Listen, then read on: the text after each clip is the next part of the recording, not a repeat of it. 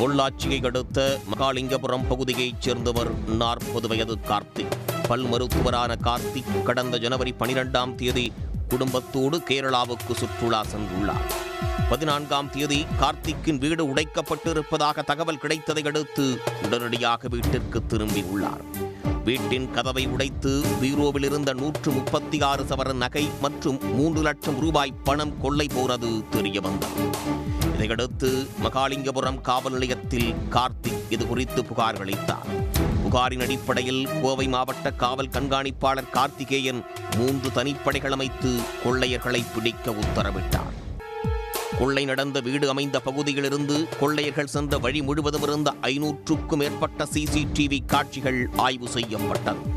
மேலும் cyber crime போலீசார் உதவியோடு செல்போன் டவர் லொகேஷனை வைத்து கொள்ளையர்களை தீவிரமாக தேடி வந்தனர்.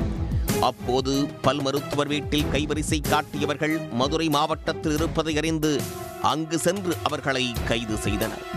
கொள்ளை சம்பவத்தில் ஈடுபட்ட வைரமணி, மணிசங்கர், கார்த்திக் ஆகியோரை கைது செய்த போலீசார் அவர்களிடமிருந்து திருடப்பட்ட 136 சவரன் நகை, 3 லட்சம் ரூபாய் ரொக்க பணம் மற்றும் ஒரு 4 சக்கர வாகனத்தையும் பறிமுதல் செய்தனர். கைதான வைரமணி, மணிசங்கர், கார்த்திக் ஆகியோர் மீது பல்வேறு மாவட்டங்களில் திருட்டு வழக்குகள் இருப்பதும் தெரியவந்துள்ளது.